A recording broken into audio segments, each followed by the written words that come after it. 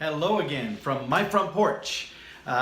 So we're starting a new week. It's another Monday, yay, another adventure. But my heart is a little bit heavy this morning because of the wildfires going on in California.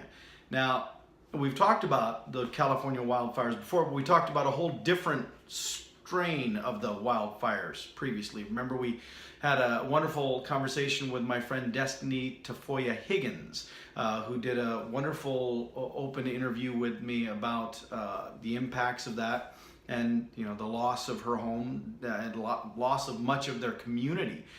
Fortunately, the very heart of that community, the historic part of it, was spared. And that's been very positive, a real rallying cry for that community, really opportunity to bring them together. Well, now there's another part of California that's not just facing, but is suffering from the new wildfires. And this wildfire has actually already destroyed entire communities. Paradise, California, completely gone from what I have saw in the media.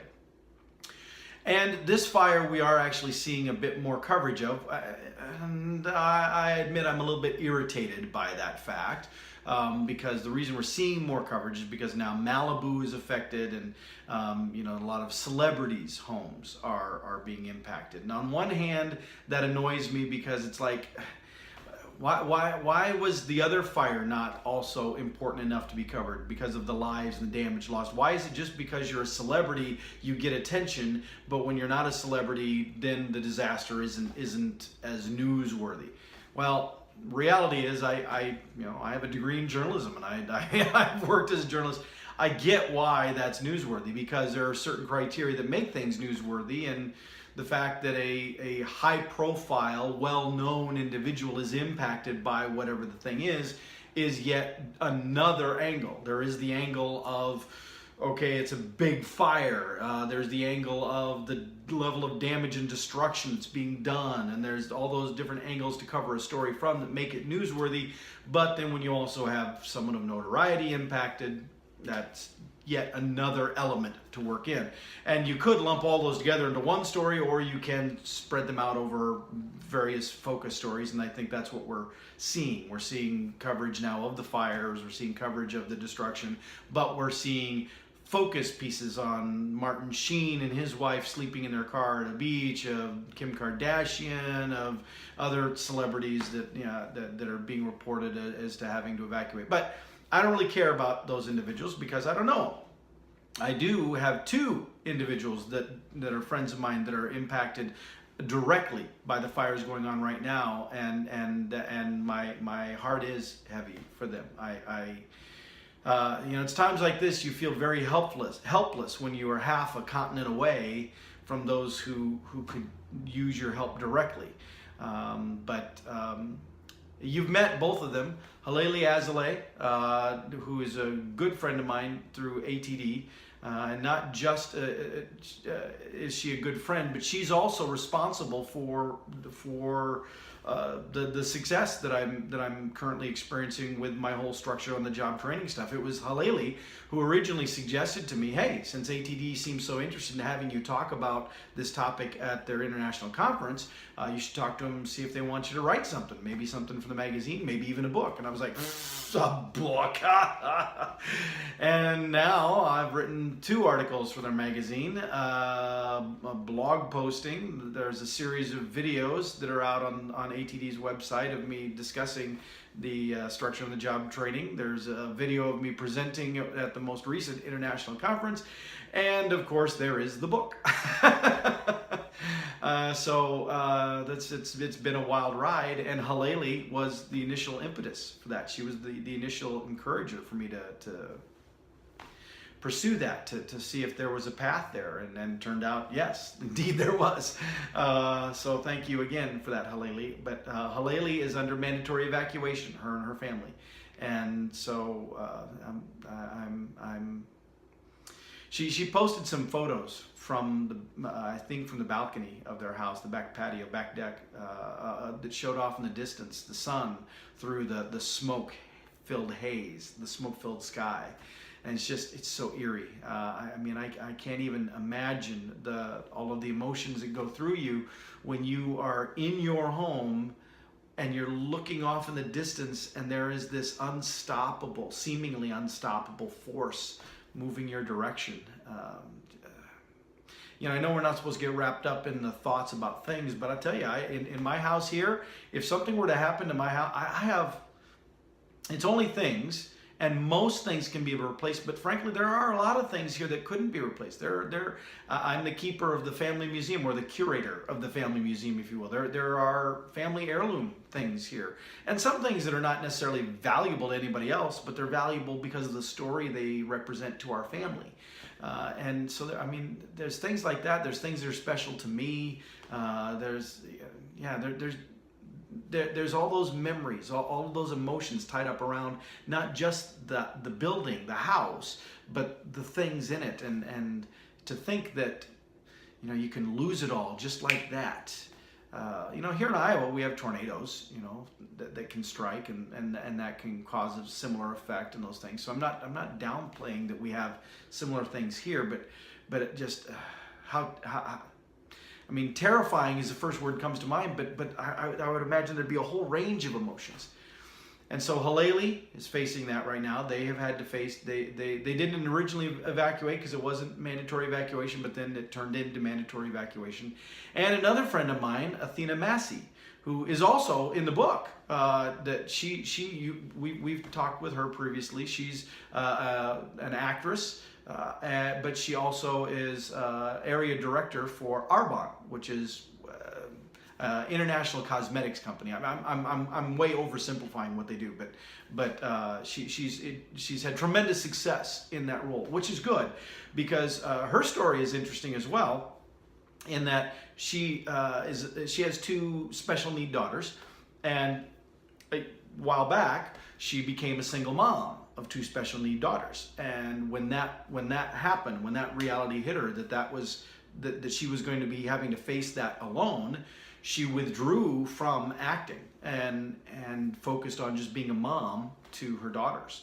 And that's, I assume, when she launched into more of the Arbonne stuff, because you still got to pay the bills, but has been, again, very successful in that area. And now as her daughters are getting older, she is starting to dabble back a bit more with acting. She started to make some convention appearances because she's been in various things that you've probably seen her. She was in she was in an episode or two of Star Trek. She was not the original series, but one of the Voyager, I believe. And she's been in video games like Master and Commander. She was in Nutty Professor.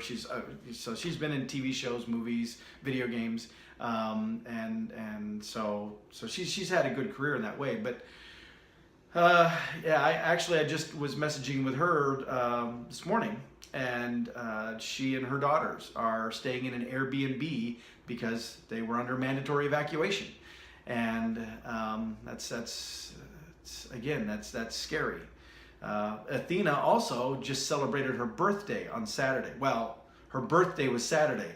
I don't know how much it was celebrated. I hope it was celebrated. And that was what I was, what she and I were visiting about. What I was expressing to her was that I hope that her and her daughters used her birthday time Saturday as an opportunity, as a little oasis for some positive emotion in the midst of the rest of this chaos that is now consuming their lives.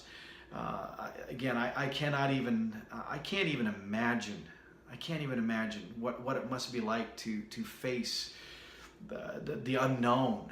Destiny, when we were talking with her about the fire that she was facing, she told about how they had to evacuate, and at one point she had a friend message and say, "Hey, the fire is turned, and your home is safe, your home is good." And they were like, "Oh, wow, thank you, God, thank you."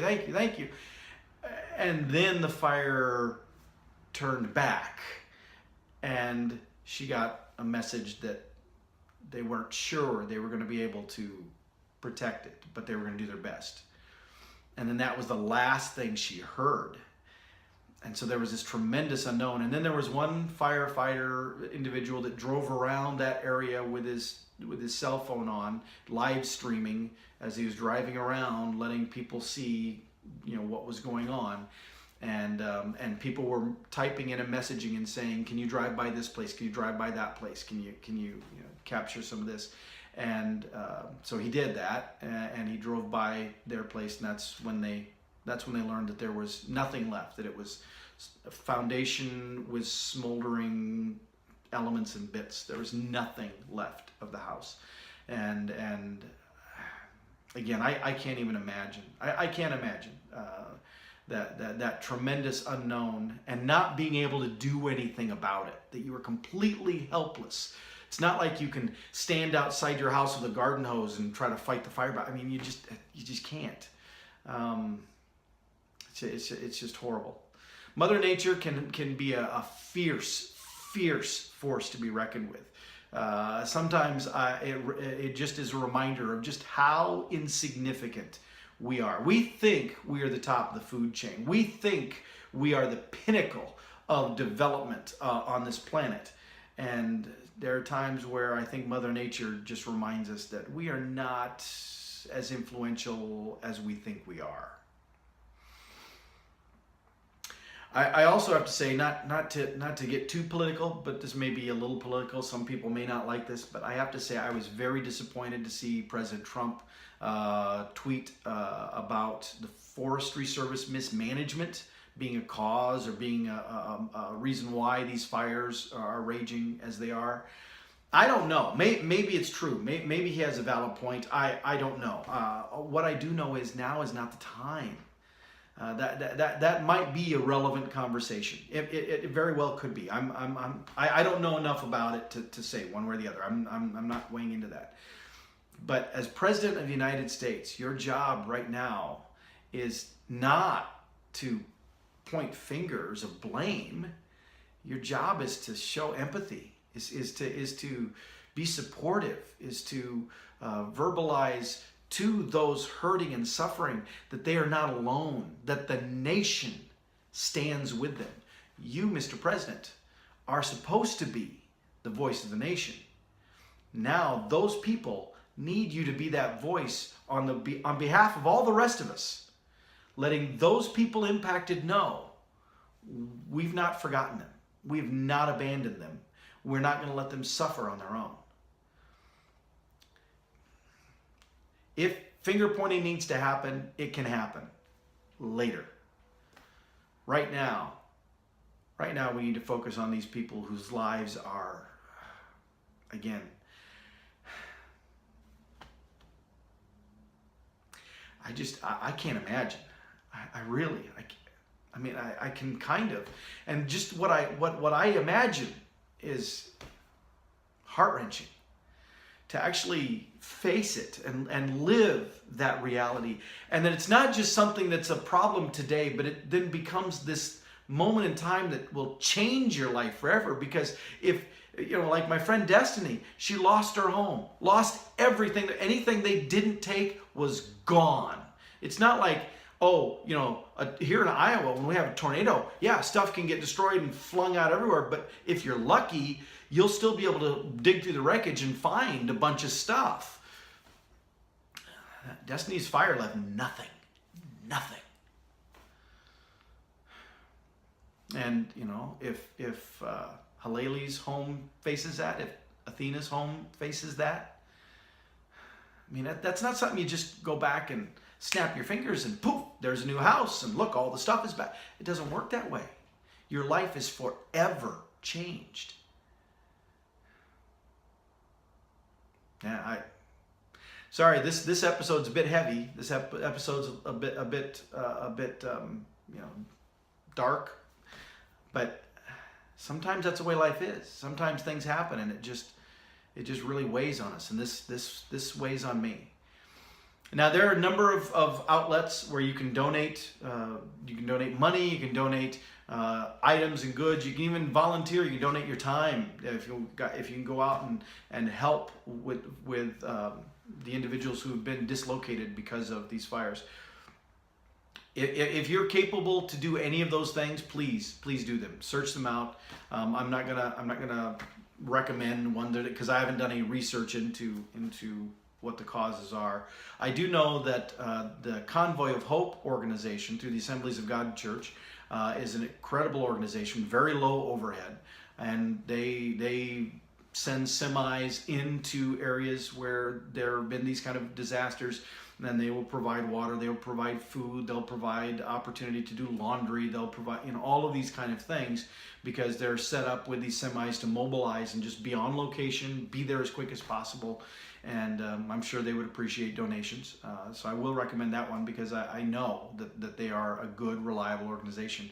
The reason I don't recommend others is because I'm not familiar enough with disaster response teams and organizations to know which ones have the lowest levels of overhead, because you don't want to give, every organization I suppose is helpful, but if you're giving to an organization that has like a 50% overhead, then that means 50 cents on every dollar you give is going to the people in the office rather than to those you're donating to help. And I don't see the value of that when there are other organizations like Convoy of Hope that can do it for a more equitable amount, where more of those funds go to help the people impacted. But seriously, if you can do anything for those individuals, please do so. And I know we live in a day and age where there is also a dismissal of the term thoughts and prayers, that there are people who actually outright mock that.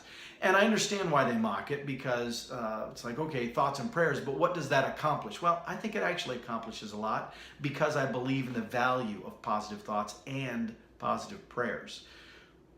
I believe prayer is real. I believe prayer can make a difference, and I believe prayer can have an impact. And so if you also believe that prayer makes a difference, I ask you to be praying for the people impacted by these fires in California. And I will especially name out Halele Azale and Athena Massey and their respective families, and that they will remain safe. And personally, I'm also praying that their property remains untouched as well, because I just, it's only stuff, but still, it's important stuff. It's important to them, and I hope that both of them come out with happy endings at the end of this story. All right, well, it is a Monday. We are able to start a fresh week, and I am hopeful that this Monday turns into a positive thing for those in California as well, that maybe this is the day that the fires are controlled. Maybe this is the day the fires are routed. Maybe this is the day that the firefighters get the upper hand, and going forward, it ceases to be such a major issue.